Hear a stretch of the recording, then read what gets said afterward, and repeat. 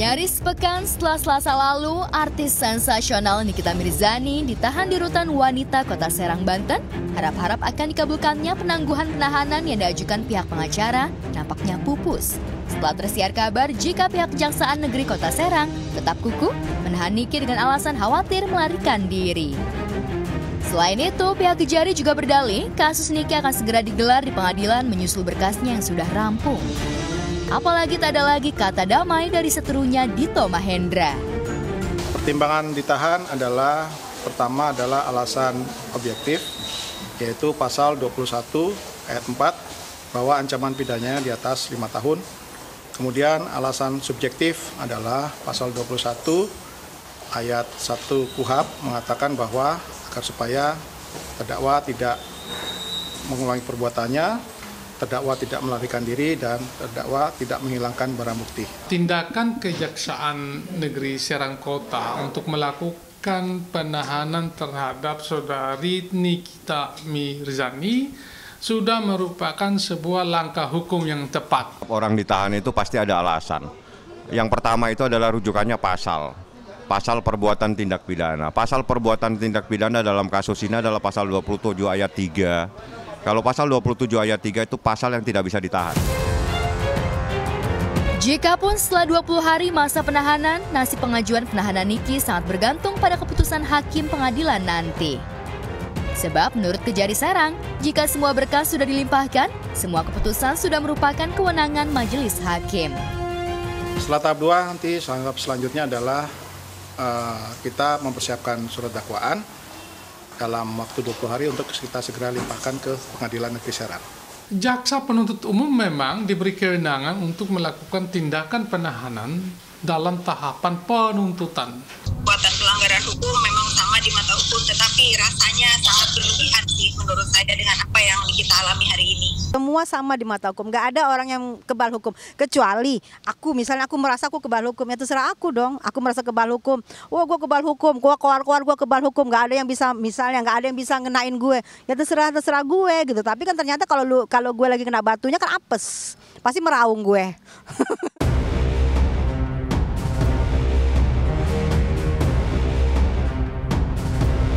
Niki memang berkejaran dengan waktu, harapan bisa bebas ditangguhkan seolah sirna.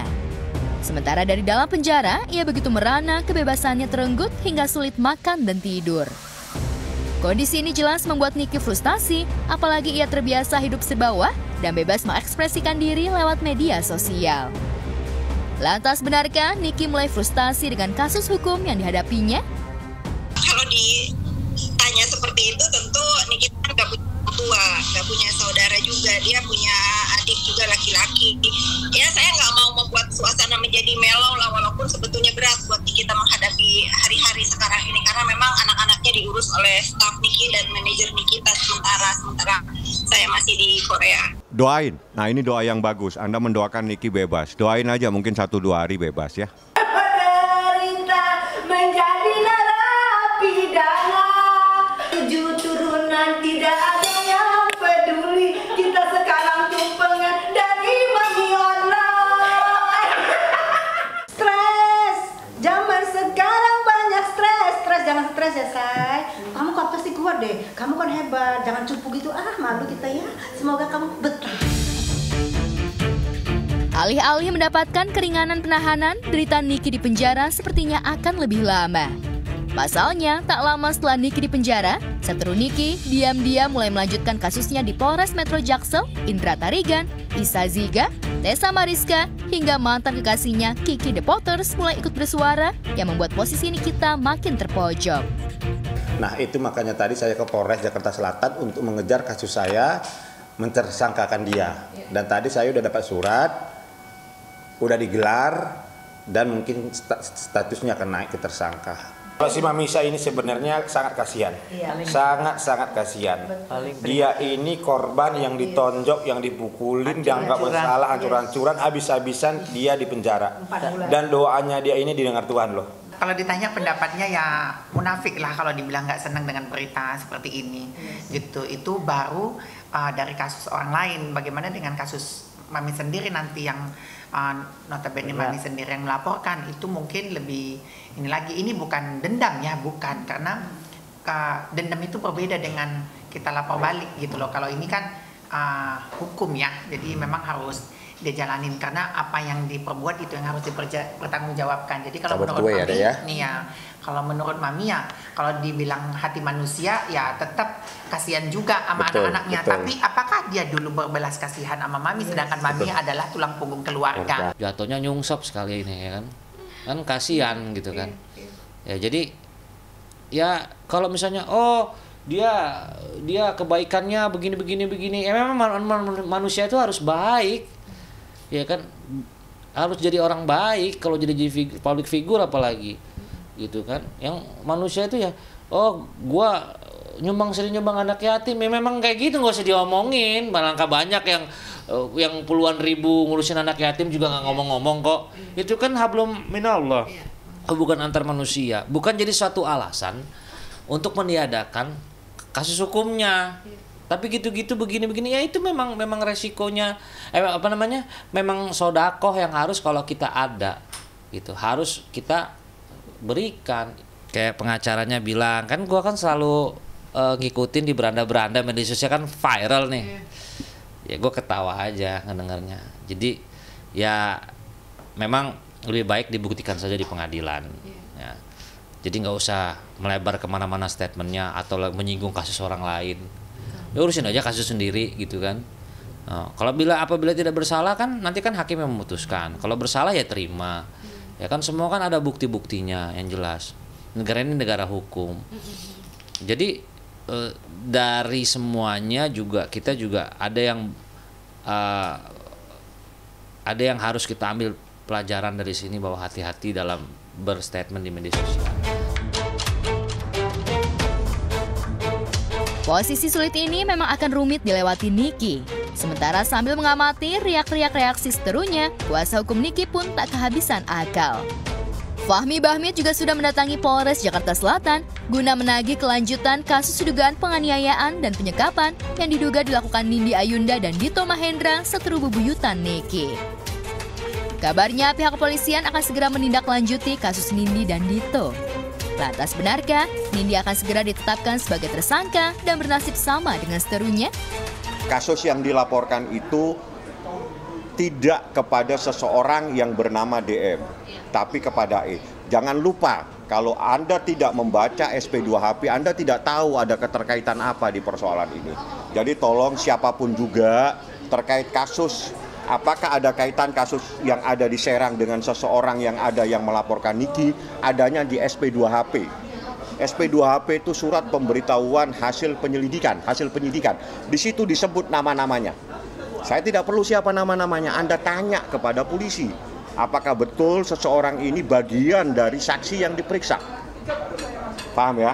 Supaya Anda jangan, ini nggak ada kaitannya, Serang nggak ada kaitannya dengan sana. Permasalahannya nggak ada urusannya sama dia gitu. Yang lapor itu bukan dia, prinsipalnya bukan dia. Ya, kenapa dia heboh? Bisa kata-kata hukum? Iya, nggak boleh. Laporannya dia banyak loh, di selatan aja ada 5 loh. Bagaimana dari awalnya kita dilaporkan, ditertapakan, digerebek, ditangkap, ya kita bukan orang bodoh lah. Kita sudah tahu bahwa mungkin ada perlakuan khusus untuk kasus yang sedang dialami oleh Nikita. Saya kira begini ya, setiap orang yang memperjuangkan hak-hak hukumnya tentu berharap bahwa hak-hak hukumnya dipulihkan ketika dilanggar. Saya kira klien kami secara umum telah menyerahkan kepada kuasa, dan kami berpendapat bahwa proses yang ada sekarang sudah pada jalur yang sangat tepat dan benar, dan berharap proses tetap berlanjut hingga proses persidangan dan nanti putusan vonis nanti. Tapi nanti kami sama Mami Isa berjanji nanti kalau sidang pertama kami datang. Kalau misalnya memang udah ditahan, ya bawa sabar, jalanin aja. Banyak berdoa, semoga kedepannya jadi lebih baik lagi, jangan cari musuh lagi gitu. Makanya maksud aku buat dia juga, ini pesan aku khusus buat dia, jangan ikut-ikut campur bukan urusannya dia. Ya, perseteruan ini memang akan panjang dan rumit, apalagi masing-masing sama-sama menahan ego. Niki jelas tak akan mudah menyerah berjuang membebaskan dirinya dari penjara. Sepertinya Nindi juga akan bersikukuh bertahan agar keluar dari bayang-bayang jeruji besi.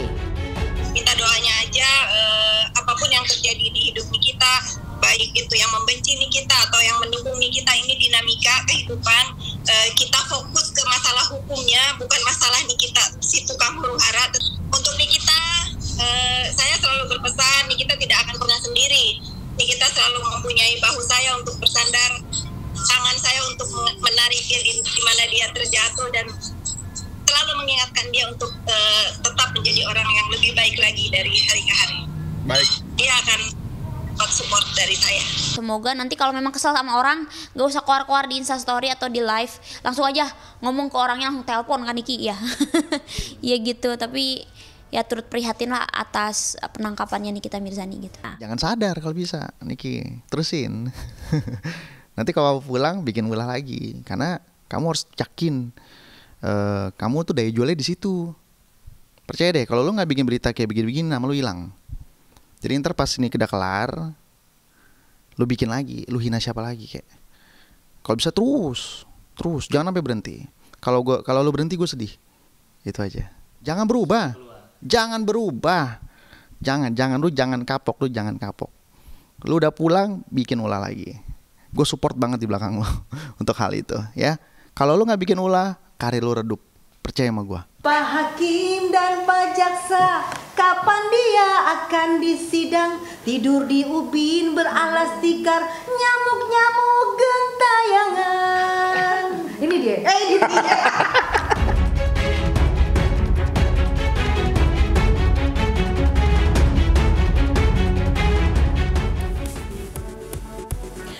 The hottest issues on the hottest celebrity. Halo pemirsa, berjumpa kembali di iSeleb. Sajian berita seputar jagat selebritis yang dikemas secara inspiring dan informatif. Bersama saya, Indah Setiani.